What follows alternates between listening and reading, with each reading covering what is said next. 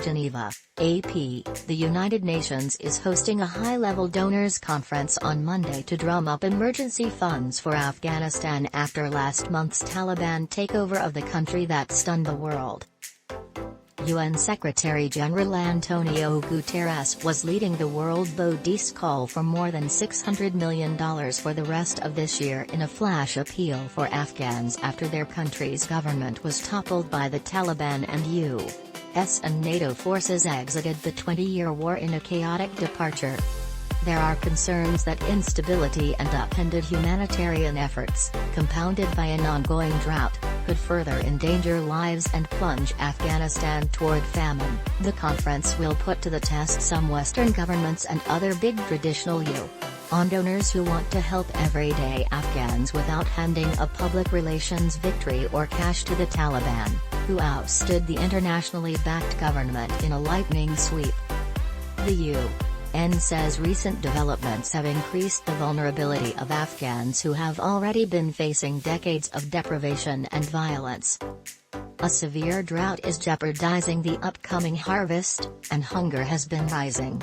The UN's World Food Programme is to be a major beneficiary of any funds collected during Monday's conference. Along with its partners, the UN is seeking $606 million for the rest of the year to help 11 million people. Coinciding with Monday's conference in Geneva, the head of the UN Refugee Agency, Filippo Grandi, made a previously unannounced visit to Kabul. He wrote on Twitter that he would assess humanitarian needs and the situation of 3.5 million displaced Afghans, including over 500,000 who have been displaced this year alone. Officials at UNHCR have expressed concerns that some people could try to seek refuge in what have been traditional havens for fleeing Afghans in neighboring Pakistan and Iran, which both have large populations of Afghans who had fled their country earlier to escape war and violence.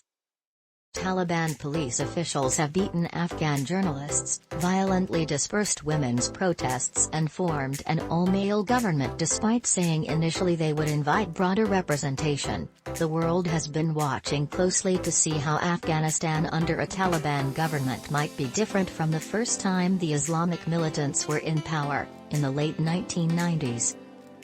During that era, the Taliban imposed a harsh rule of their interpretation of Islamic law. Girls and women were denied an education, and were excluded from public life. Also on Monday, a Pakistan International Airlines plane chartered by the World Bank landed at Kabul's airport to evacuate more people, according to Abul Hafiz Khan, a spokesman for the airline.